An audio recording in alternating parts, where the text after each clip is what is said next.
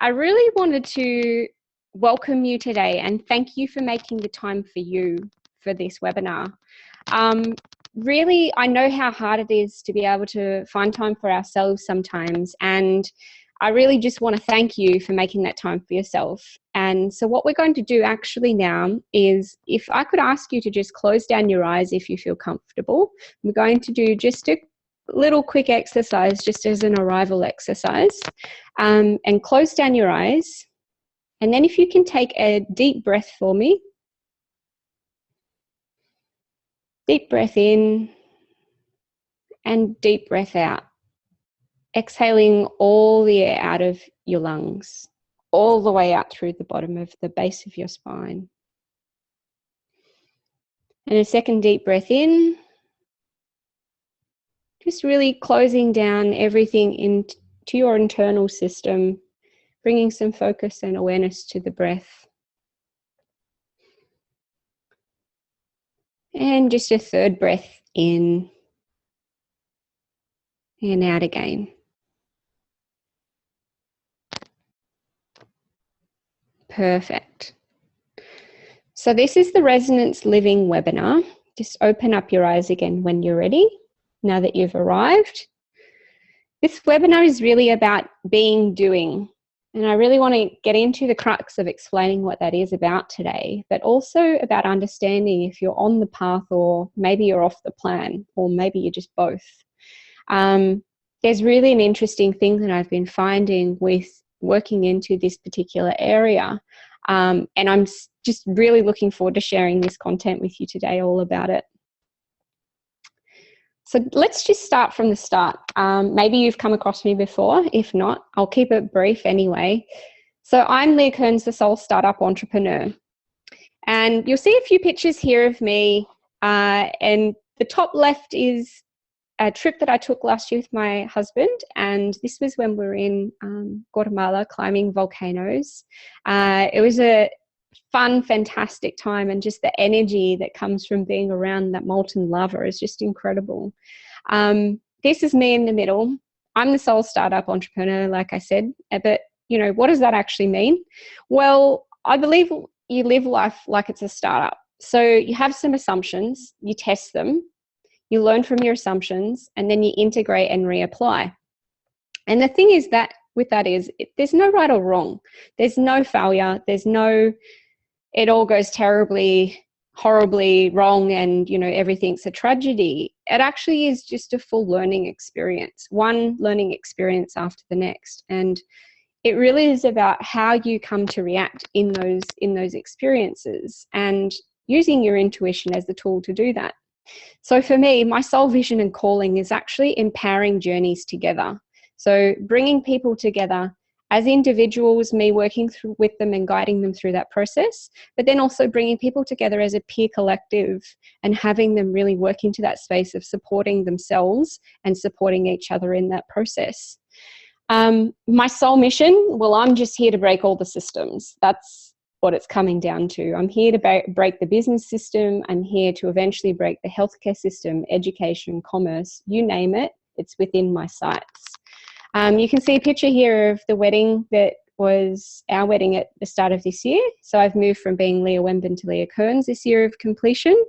And it's actually almost like a bit of a rebirthing process. And the other photo that you'll see in the bottom right-hand corner is actually me doing some whale shark diving when we were over in Mexico as well. There's two other pictures in the bottom of the screen that I want to talk about. And these for me were actually where this doing busyness thing actually started for me. This picture was taken a few years back now, and this was at the height of my doingness. And I guess for me, I look at this picture and I don't think, oh, geez, Leah, you look chunky, or wow, look at, you know, the way that dress fits, or things like that. But what I actually see is somebody who was really exhausted, really just tired with 1,001 things to do all the time and a never-ending to-do list. And the reason that I've included the other picture of me there with the cocktails is because that was the way I used to self-medicate. I basically used to use any opportunity that I could get to work hard and play even harder. So for me, it became this constant cycle and perpetual cycle of seeing if I could get in front of the game. And that game really came to a bit of a rude awakening and shock for me. And I ended up with adrenal fatigue, not once, but 3 times in 3 years, and all coming to the same point in time. And I'll come back to that in a little while, just to explain why that can come up and how that works. But really, for today, I wanted to make it about you, because you're here to understand more about your alignment. And here's what you told me. You want to learn to listen and follow your being in your path of alignment. You feel like you might be gaining some momentum, but sometimes feels like that slips into self-sabotage. Or perhaps that you're feeling like you're heading into alignment, but you just need to understand a few more things around how to let go and how to really go in flow with that alignment. Well, perhaps some of you think, how do I know what it feels like even to be in alignment? Or there's, how do you communicate your truth and stand in that truth? And when you are standing in your alignment, and ask for support from those around you. Or the other area perhaps is things that need to be done.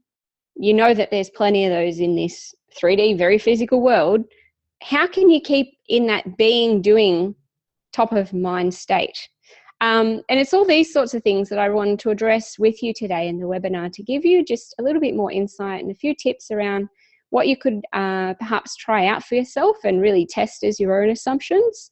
And of course, as always, what I'd like to remind you is that all of this comes with the power of discernment. So if there's something that really fits for you, go ahead, translate it into your own practice and into your own testing system, and go ahead, go out and test it for yourself. If there's stuff that just doesn't sit right for you right now, then feel free to let that on drift by, because I'm all about discernment. And the bit that we're really going to look at today, and if you managed to catch the last webinar on intuitive types, you would have seen that we were talking mostly about the first area, which is the awareness and observation area. And it's through cultivating this awareness and observation that we start to move into mindfulness and being and doing. So mindfulness is actually the observation of awareness in practice. So all of a sudden, this stuff that we'd started to cultivate around understanding how the 5 intuitive types open up for us and where these channels come from, we really start to be able to look at putting some of that into practice in a mindfulness practice, and moving from the doing state to the being doing and just the being state. So that's what we're going to look at today. But firstly, I just wanted to do a quick recap in case there were some of you who weren't able to join me for the last session and haven't yet caught up on that webinar. But I will keep it brief. And if you do want more information on that, please do let me know, and I can get that, put you in touch with that webinar after this one. So, quick energy recap. 2 states of energy, the subtle energy and the dense energy, right? And they're in two very different forms. And the way that energy behaves is communicated through the molecules and the atoms. So when the molecules and atoms vibrate, they send out a frequency. And the bit that I'm going to come to about that is what then happens with this frequency. And a quick recap on the 5 intuitive types. So we've got physical, emotional, mental, psychological, and spiritual. And these are the 5 channels that we have open in our subtle anatomy that we're receiving information to all the time. And energy is simply information. So the body is receiving that information all the time, and it's coming in for us to understand and to process and to do something with. So then, what is resonance? Because you might be hearing me talk about it left, right, and center. It's something that has really gained momentum, I believe, because more people are starting to feel what it's like to experience resonance. And so resonance is the reverberation of the frequency of the energy. So if you kind of think of it like, it's like standing next to a really bassy speaker. Back in my clubbing days, you'd always find me standing next to the bassy speaker. So I could really feel the essence of the reverberation throughout my body. Does that make sense? Just let me know in the chat box. And so the thing about this is that this is actually the ripple effect. Perfect. Thanks, Lisa, for that. This is actually the ripple effect. So resonance is the reverberation of the frequency of the energy, of the information that's coming to you. And that is the ripple effect. So when you live into the ripple effect through your awareness, it is actually called resonance living. And resonance living, as I said, is mindfulness. So mindfulness being the observation of awareness in practice. Do you see how it starts to form together a little bit more here? And so what I want to really focus on today is resonance living being at the center of what I term soul strategy methodology.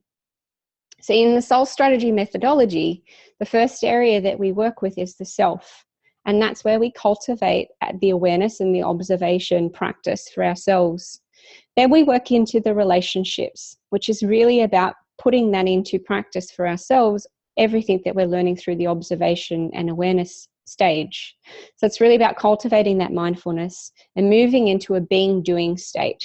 It means that we're not sitting up on top of a mountain for, months on end at a time, having to meditate in order to become into this being-doing state. It is actually a functioning state for us to live and reside in. And when you have your own unique resonance, which everybody does, it's attuned to your acceptance. It's attuned to your openness in your ability to give and receive, in your ability to hear your intuition, in your ability to discern the information that's coming through those intuitive channels, the ability to internalize and process that information and then contribute it back into your surroundings, into the environments around you. So the thing with that is that actually might cause you to change your perception. And your perception is merely your current point of view.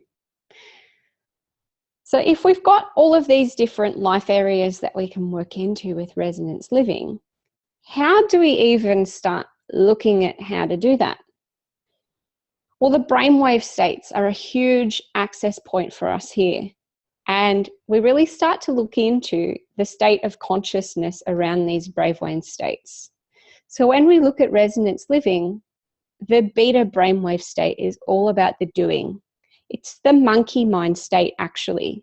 So if you've ever sat down to try to do meditation and you know that some meditations work better for you than others, or if you've already had a pretty, if you do meditation in the morning as opposed to the evening, you can find it much easier to drop into a space of calm and quiet rather than running through that monkey mind. But I guess for a lot of people, the monkey mind state is actually when we really do need the meditation process the most, because it really helps to slow down that brainwave state. So beta is the normal doing state. It's the state that most people operate the majority of their life from. So it's really about cultivating then the awareness and observation in that beta state. And that's what begins to slow down the brainwave state. So from there, we move into the alpha state. Now, the alpha state, a lot of people talk about it as being something that is really, it's when you feel like you're in the zone. It's when you feel like that you're just getting through things and things are just coming off really easily for you. And it's really that state of being and doing and creating a mindful way of living in that practice. From there, we can move into the theta state. Now, theta, this is where it gets really interesting for me in particular, because I didn't even know about these brainwave states until I did Yoga Nidra teacher training last year. And in Yoga Nidra, we're taught to have people bring people safely down to the delta state and then bring people safely back up again. And yes, that's right, Bev. It's so actually aligned with the sleep states. So when you sleep at night, as Bev would certainly attest to and would teach about, you drop through those multiple layers. And that's why when people have been busy doing all day, that monkey mind keeps them awake at that point. The other thing that I want to talk about there is when we get to that theta state of mind, because that theta state is actually where your intuition lives. So for me, I spent probably around 3 or 4 months cultivating a self-practice of meditation. I started at 3 minutes. That was the most that I could actually sit down and do and try and not get frustrated about it. But eventually, it wasn't even consistent for me, right? Every few days, I'd be like, okay, I'm going to have another go at it. Okay, I'll have another try at it. But the thing is, me practicing that is the same as me going to the gym and working out, right? I am strengthening that practice and that gift of being able to do that thing because I am practicing it. So the theta state of mind, I started to realize, was where the inspiration comes in, right? So I used to sit in my meditation practice, and after those first 4 months, when I really started to cultivate my practice properly and more succinctly, I guess, I really started to realize that, yeah, perfect Sole, practicing meditation for 18 years and started as a remedy for a migraine. Yep. And that's why, right? Because the brain state in the migraine state is at such a flux of brainwave state, causing all of that energy to run around in the mind. But getting back to the experience that I've had with meditation, I started to realize that once I had exited the monkey mind, I became to this place of what they talk about, right? Just letting the thoughts come in and drift on out like clouds. So they come in, I'd be able to realize them and notice they were there, and then not attach to them and see them wander out again and be like, oh, there's that thought about that thing, but that then is still creating a thought. Once I started to practice yoga nidra, however, I would drop through the layers of beta, alpha, theta, and push into delta, right? So sitting in delta, I realized that there was actually how to actually cultivate that theta state of brainwave state. So I actually reverse engineered my meditation experience and started to realize that in the theta state is where I would start to receive guidance, really strong intuitive guidance. And so I would actually interrupt my meditation practice to journal. So I would stop my meditation practice in the middle of the meditation and I would journal, because that's where the true inspiration of what needed to come through to me was just started to flow through. So it's inspired thought. It's where your intuition comes through. It's where that guidance comes in. And that's why when people say to me, one of the most common questions I get as an intuitive mentor is, how can I be in this constant channeling state or receiving state, or being able to really hear my intuition, what it's saying to me? Well, the thing is that because it's a state of mind, as you can see, there are multiple states of consciousness in ways that we can be. And it's actually not, I certainly wouldn't recommend only living your life in one of these states. So for me, I say to people that it's not practical to be in a channeling state all the time. It is for us to experience, I believe, as humans, to move from one state through to the next, in order for us to move from doing to just being human, right? And so then the final stage that we get to in the brainwave state is the delta state. And that's really the restoration state. It's about rejuvenation. It's about flow.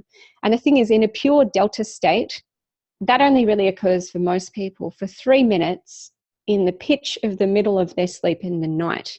And that is, as Bev knows, if you've got good sleep hygiene, which she's been teaching me all about, if you've got great sleep hygiene, you're going to be able to achieve those 3 minutes of restorative delta brainwave state in your night. And the thing that happens in those 3 minutes is that the body rejuvenates the cells. That's the point at which everything is completely let go by the body, and the body can start to rejuvenate itself. And the thing about sleep, as Bev can tell you, is that if you're not getting good sleep, you're not actually rejuvenating those cells.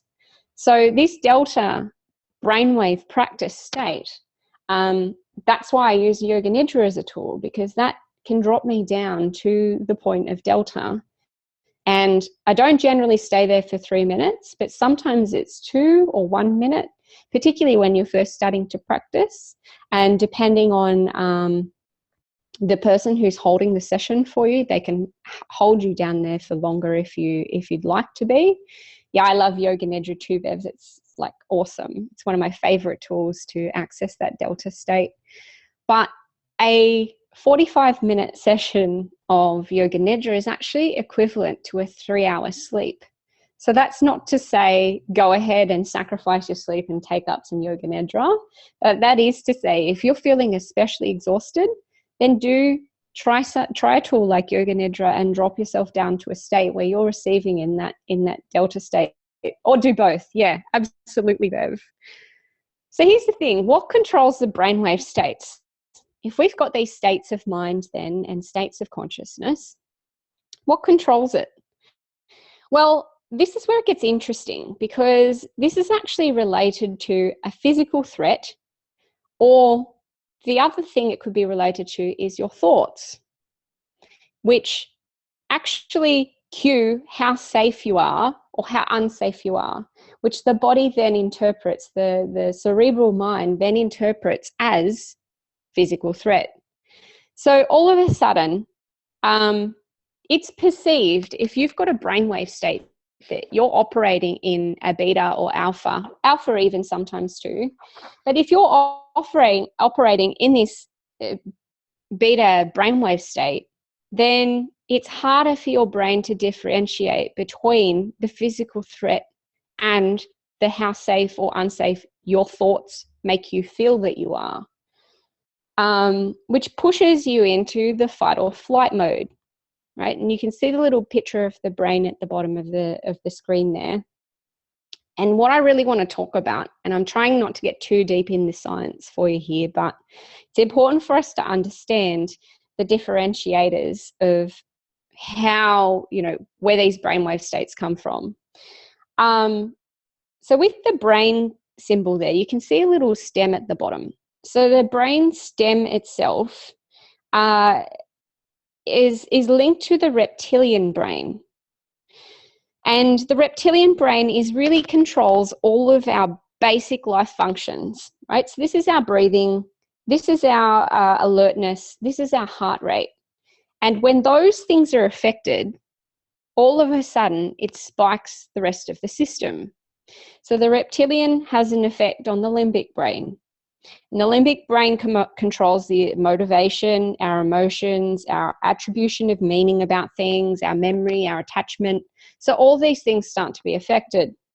And then the flow on from that is the neocortex.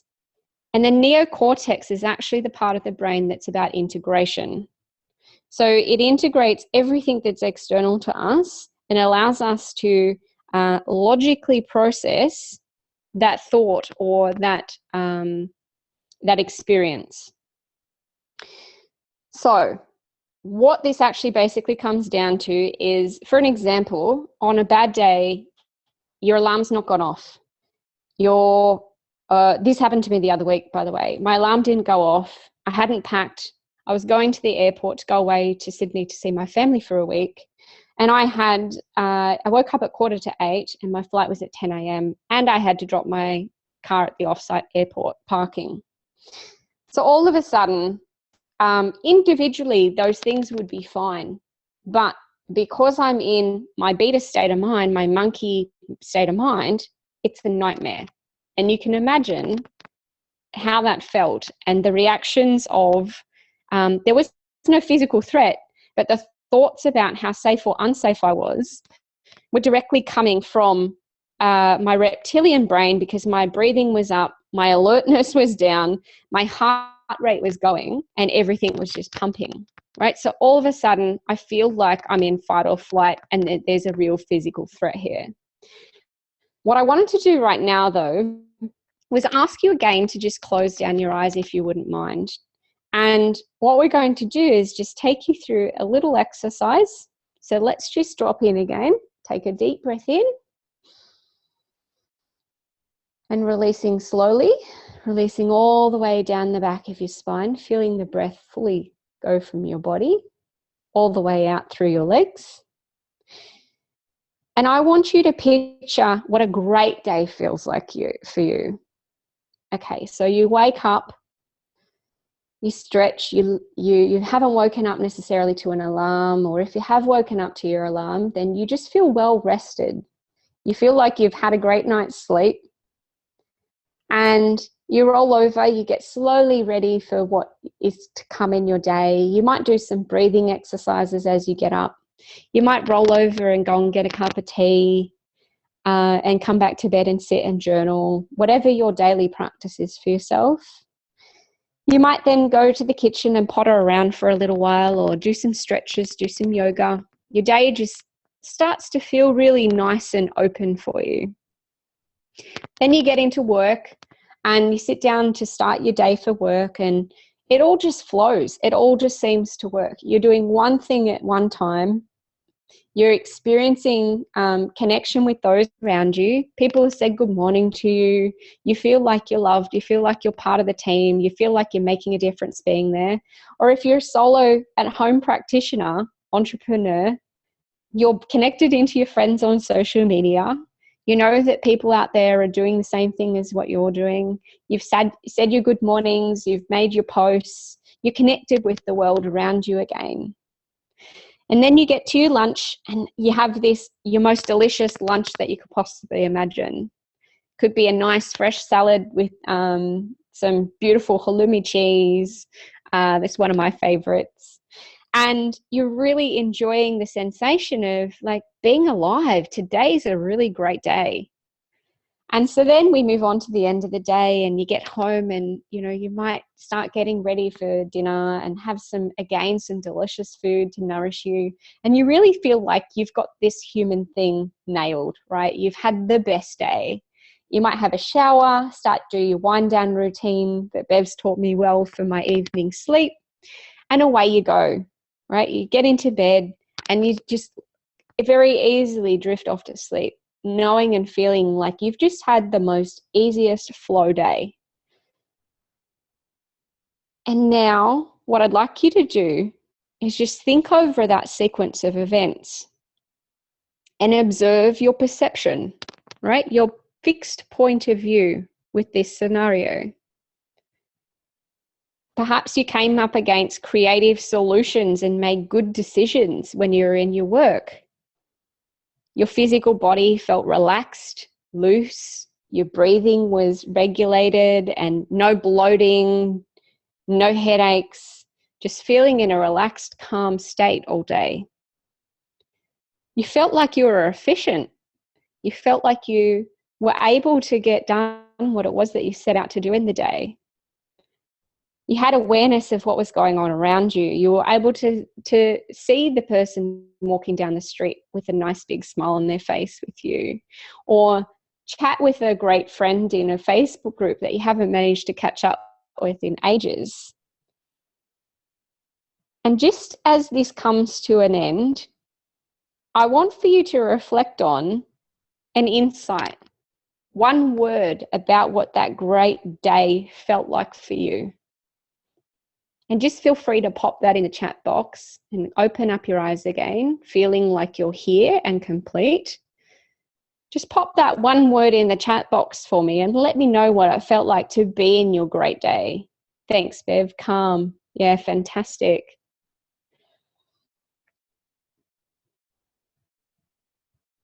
Awesome. So to be in that great day, you can see how shifting that brainwave state, thanks Tamara, light, yeah. You can feel how being in a different brainwave state and being able to shift that brainwave state, peaceful, calm, light, peaceful, yeah, it really makes such a difference. And the thing is, a lot of that was either done with visualization, or you could imagine yourself having been in that situation. It's gained through evidence. And again, this links back to the 5 intuitive types. If we can start to tap into these experiences for ourselves, they directly correlate to our reality that we're creating for ourselves. And so from there, I just want to go back into, okay, that's great, Leah, But how does resonance living fit into this, right? How can I actually cultivate this state? So if being is living in the moment and creating awareness in where you are right now, and being doing is tuning into the ripple effect of resonance, of mindfulness, to create an alert focusedness to achieve an experience of cause and effect, right? Moments of awareness and taking inspired action to create a new experience for you and for those around you. Cause and effect. It's one thing at any one moment.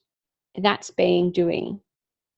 And doing, therefore, is the act of ticking things off the list to validate or gain evidence in something, and usually that something involves multiple actions at once. So, beautiful, Soleil. Happy to report I am living it. Perfect. Love that. Love cultivating more of the same. Great to have you here, Cosmic. We'll just try to have to catch you up as we go along. Thanks for joining. So here's the thing, the on path or off the plan thing. What I've come to experience is that actually I want to go back to my story about adrenal fatigue again, and back in the days where I was working corporate. Because for the 3rd year running, my physical body was telling me that something was wrong by giving me the symptoms of adrenal fatigue, almost to the day, 3 years in the same distance, right? And I started to realize that actually I'd closed down my emotional channel. So the physical symptoms that I was receiving was actually because I'd stopped listening to my emotional channel. So my body and my subtle energy anatomy was trying to get me to pay attention to the fact that something was really wrong here. And so what happened was it brought about this situation where I found myself standing on the precipice of this gateway. There was, I can keep doing the things the way that I'd done before. One door number 1. Door number 2 was I could try something new and test it out, test my assumptions, see if they'd work. Or door number 3 was actually to tweak something slightly and potentially still end up where I came from, right? So I could end up with stay the same, dramatic difference, or maybe something might simply shift a little bit. That was really my options, right? And then I got to the point of realizing, okay, but how do I know which is the right option? Obviously, if I continued the way I was going, then I'd always get what I always got, because if you change nothing, then nothing changes, right? So then I came to download all about the resonance anchor. And the resonance anchor is really where this transcends the mind and the vision to connect you with your individual resonance. So remember before when we said resonance is a reverberation of the frequency of energy. And energy is just information that's in flow, right? So when you create something that's aligned with your unique resonance, because everybody's resonance is different, then your anchor allows you to transcend what the vision is. So your resonance anchor is basically anchoring you in your why.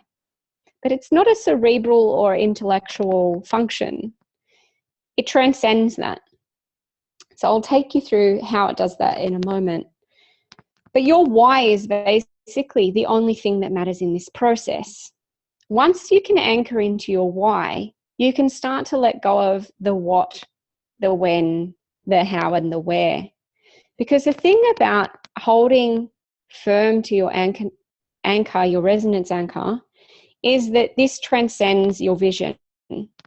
So when you start in meditation and perhaps you've had something come to you, you'll see maybe a particular vision of what you have cerebrally thought before of where your work is headed and where your life is unfolding. And here I am with 3 kids and a dog and a house, a beautiful house on countryside. Perhaps this is made up with the cerebral mind, and perhaps it's intuitively guided. But the thing about it is that that picture brings in a state of being with it. And that being is the resonance. That's your unique resonance. And so this actually transcends that vision and hooks you into the feeling of what it feels like. It feels like to have already succeeded in that place, to have already be living into your highest and best purpose. So actually, here's the kicker. It doesn't matter actually if you're on plan or if you've wandered off the path, because when you're in line with your resonance anchor, you can call in opportunities through the magnetism of the energy that you're living into that you wouldn't have even be able to intellectualize or imagine for yourself. Now, this stuff is beyond even your biggest imaginative possibilities, because this opens up opportunities to connect with people that you might not have even met yet. And it really anchors in your highest and best purpose. So tuning into that and creating from that place, you actually can create a place of expansiveness. So the trick to this is that coming to this place, you can understand where you already have it in your current reality, where you already have it in your existence, because you'll know what that feels like. It might be for 2 minutes in the morning while you hug your loved one, or it might be 5 minutes in the evening where you have your cup of tea. But at some point in that day, your resonance anchor will appear. And from that place, that's the place that you create your life's work, your soul calling. You make decisions from that place. It's a feeling of lightness. It's a feeling of what your great day felt like. That's what your resonance anchor actually vibrates as. But it's like your ultimate day on the biggest kicker that it possibly could be, times by 1,000. So when we create this resonance anchor, it brings through such a strong energy that when we drop into that place, we create expansion from that place. And everything that we're creating then is in line with that energy, which then just magnetizes and attracts even more. So that's basically that particular resonance anchor. And what I really want to do now is for you to close down your eyes once again, if you wouldn't mind, and come to your optimal gateway, right? This is where a time that I want you to recall where you chose the door that felt the most aligned for you. Door number 1 was doing it like you have always done it. Door number 2 is taking that slight tweak and changing things a little bit. And door number 3 was going all out, just going for it, and knowing that the outcome that came through the other side of that door was really it for you. Can you feel what it felt like to walk through that door? Does it feel light and expansive and almost like you were rewarded for your choice? So with both of these exercises, in right now, this very moment, just keeping your eyes closed for a moment, bring in one word of what that feels like for you. And then giving yourself a clap, open your eyes again and just pop in the chat box and let me know what that one word was for you.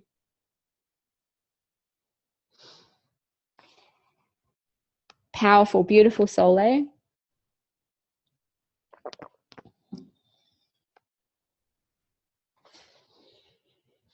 Freedom. Thank you, Bev. Yeah, awesome. Strong words. Gorgeous. Freedom. Yeah, beautiful. Hey, Lisa. Perfect.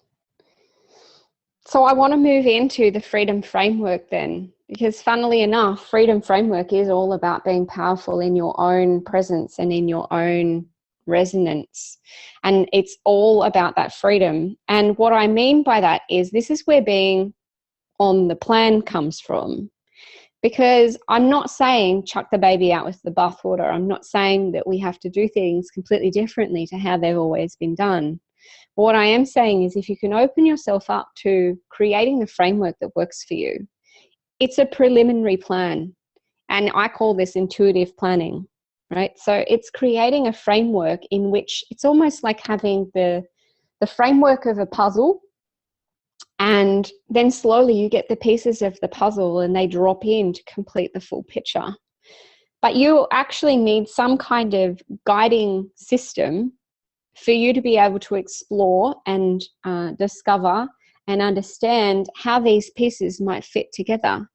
And this freedom framework actually gives your cerebral mind, your intelligence and logical brain, something to hang its hat on and something to keep itself occupied with, while the other part is gathering more information and more data through the intuitive types and being able to bring in that guidance and bring in that intuition for yourself.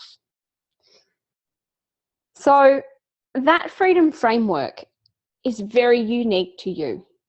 It's not something that I can sit here and say, this is the 3-step process about how to bring that about. There is a particular format in which that I do guide people through how to do intuitive planning. And that planning can be for your life in its singularity or wholeness, or each area of your life. But it will really depend on what it is that how you want to experience it. And the thing about it is that because it's intuitive, we bring it through the state of the state of theta. And we really tune into then the logical brain and check in with the logical brain to see if the logical brain believes that if there's any strategy actually missing. And then we do another check-in with the theta brainwave intuitive guidance state.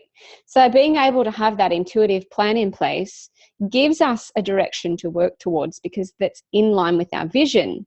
But holding our resonance anchor in place allows us to work beyond that vision to get to our greatest, largest purpose. So the big thing here, I guess, is be aware of your guiding inner compass. And to me, this is your intuition, right? Because all of a sudden we're sitting there and we're like, oh, which door do I go through? Door number 1, door number 2, door number 3. And we can get guidance in that moment. And when it feels like freedom and when it feels like powerful and when it feels like calm and peaceful, these are all expansive states of being, right? Our brain is in at least an alpha state and we feel like we're in an expansive body experience. We actually feel light. We actually feel like there's no pressure. But if the feeling feels contractive, so say you're making a decision to start a new venture, or perhaps it's to leave behind a relationship or a job, that feeling of what that feels like when you ask yourself that question and what immediately comes up for you, if that feels contractive, then it's probably not the right way for you to be heading. So you can choose door number 2 perhaps. And door number 2 is, I'm going to tweak this little thing. Door number 3, however, you can always go for that one too and try something completely new. But the idea is that checking in with that guiding inner compass through the awareness and observation and through experiencing that mindfulness and being doing state, the relationship of awareness in the doing state, then we can start to understand for ourselves how it feels for us and how it aligns for us. And the other thing I want to add here is you can see the like the circly shape, wobbly circle shape around this. And what that's actually about is that's the edge of your comfort zone. And the edge of your comfort zone is actually fear. Makes sense, right? So these thoughts, remember, are the cue about how safe or unsafe you're feeling, as opposed to the physical threat. So this fear, every time you do something new, every time you go through door number 2 or door number 3, you're going to come up against the edge of your comfort zone. And that edge of comfort zone is fear. So you need to be able to be in that awareness and observation state for you to be able to recognize when it's coming up for you. And if it's not a physical threat, then it's working into that mindfulness state of understanding, how can I be in this very moment? And whether that's through being, doing, or whether it's cultivating a practice of being, to be able to work through what that fear is for you. And so a great one for me when I'm in that state especially is probably I check in with those basic life function stuff, right? It's how is my breathing? What is my heart rate like? What is my alertness like? And so if I can really slow down the breath and bring the brain into an alpha state of mind or a theta state of mind, then I can really calm the central nervous system from feeling like there's a physical threat to actually feeling like, what is the thing here? Is there a threat? And if there is something, then look at how it is that I can either allow it to pass on through or do something in a being doing state in order to create that kinetic energy and to move it on. But it's really acknowledging through awareness and observation that releases us from that state of mindset. So I just want to talk about soul strategy for a minute, because that's where all of this methodology is coming from. And soul is really the pull. It's the connection, the inspiration.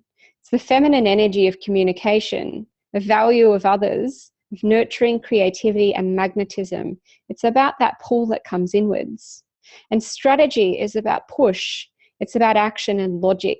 It's the masculine energy of strength, value of self, focus, decisiveness, creating, the act of creating. And it's about electricity. It's about that energetic external value. And the thing about mindfulness is actually it's a practice of harmonizing these two. So when we start to experience what intuitive insights can give us and working into a life of being and being doing, we start to cultivate some spiritual awareness around what these energies are. And so the act of combining soul and strategy is actually harmonizing the two hemispheres of the brain to move away from polarity and duality into a state of being able to operate sequentially and even at sometimes together in both hemispheres of the brain. And this really then cultivates the whole beingness again. And you may remember this slide from the last webinar, the Intuitive Types webinar, if you're on that session. But the whole beingness is really getting back to those 5 intuitive types. So it's all about creating a wholeness in the way that we live our life and in the way that we engage with things and how we experience life. So really I use soul strategy as a practice tool. It helps me to cultivate my practice the easiest, safest, and it helps me to test my assumptions, right? Because I'm either in a soul state or I'm in a strategy state or I'm in the process of combining the two. So it really helps me as being my freedom framework to be able to access that.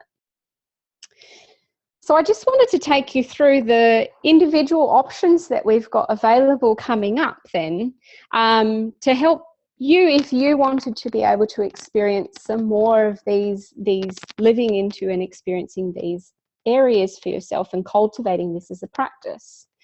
So the awareness observation, I've got some masterclasses coming up in a few weeks' time. They're $19 for one or $39 for all, and they're based on the 5 intuitive types. So in these masterclasses, we're going to go a lot more deeper than what we did in the webinar, and we're really going to look at how the physical body reacts with each of these types, how they link in and how they express themselves as more of an individual expression. It'll be very much an opportunity to ask questions, and of course they'll be recorded if you're not able to join live. The mindfulness and being area The next thing that I've got coming up in that space is offering the resonance anchor as a recorded exercise. So if you really wanted to explore that more today for yourself, then please do jump on that link that Davey's just going to post up now for that. And you can actually experience that as a process for yourself and create your own resonance anchor. I also do offer this as a chat and a chai session, which is an online session. It goes for 60 minutes. It's $120, including GST in Australian dollars, which is a special webinar price for today and for this series of webinar. And then the last area, if you're starting to become really curious about working into your intuitive guidance and inspired action, I'd really like to just bring into your awareness now a couple of things I've got coming up. One is Resonance Business Webinar. So that's where we really take all of the premise of resonance living that we've spoken about today and really give it some business tools, really strong, strengthening business tools that we can start to experience that soul strategy push and pull methodology in that really create tangible outcomes. Because for me, I believe that your business is actually one of the easiest areas to play out your testing of assumptions in your life from. So rather than play it out in your health or your relationships with your nearest and dearest or your finances, which are the other areas, your business, to me, is one of the easiest areas to play that out in. So I'm holding a special resonance business webinar just based on that. Absolutely cosmic. This is all being recorded, so I'm going to send it out to those of you as a recording so you can go back and connect into some of this material, because I know it actually I've moved through fairly quickly just to be observant of your time with me here today. So yes, feel free when I send out the recording to listen back to it. The other opportunity is an intuitive planning masterclass I have coming up. So the focus of this class will actually be on 2017, and that extends both for your life, or if you do have a business, or if you are looking at creating a business, there'll be a component in there of that also that you can focus on. And again, that's $19 Australian, plus including GST for that as a single session. And that'll also be recorded as well to buy after if you're not able to make it live. So I just wanted to recap what we've spoken about briefly. And if you've got any questions, Davey's just popped up my email address there in the chat. So he's popped up the masterclass link, the Resonance Anchor link, if you're interested in buying that as a self-recording, self-guided session, and also my email address there. If you have any questions from today's webinar, please you can pop them in the chat or send me through an email. And also if you're interested in registering for the resonance business and also the intuitive business planning sessions, send me through an email, because I am taking registrations for that at the moment, but I haven't yet set up the link to be able to self-register. So just to recap, every moment is an inspiration, right? You're constantly receiving through these intuitive channels. And as we work into honing our own individual resonance, we're able to really start to attract and to live into our highest, most aligned purpose and soul calling for being here. And having the framework of understanding whether you're on the path or off the plan doesn't so much matter whether you are or you aren't, but more about your awareness of where you are currently. So giving yourself that guiding framework, giving yourself that best possible chance to keep the mind as part of the team, as well as connecting in with the heart. So having the heart and the mind and the gut all working together to help lead us further on this journey. And so just if there's any more questions, feel free to pop them in the chat. We're almost at time now. So I really wanted to thank you for joining me here today live and to spending the time for yourself, investing in yourself to understand this whole resonance living and doing stuff a little bit more. I do hope that you've enjoyed your time. And once again, if you do have questions, feel free to pop it in the chat. Otherwise, certainly get in touch with me via email and I'd be happy to answer those for you. Absolutely, Bev. Yep, I can send out a one-page cheat sheet with the recording. Certainly. Very easy to do.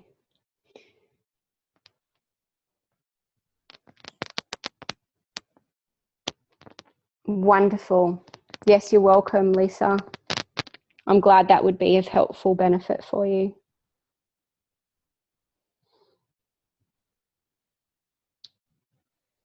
So if there's no more questions then, as I said, if you do, please join with me on email. Otherwise, that's the end of the session today, and thanks again for joining. And I look forward to connecting in with you again soon, either via one of the methods or, you know, Intuitive Types Masterclass, Resonance Anchor session, or perhaps even a planning session or Resonance Business session that we've got coming up. Thanks again and look forward to seeing you soon. Bye.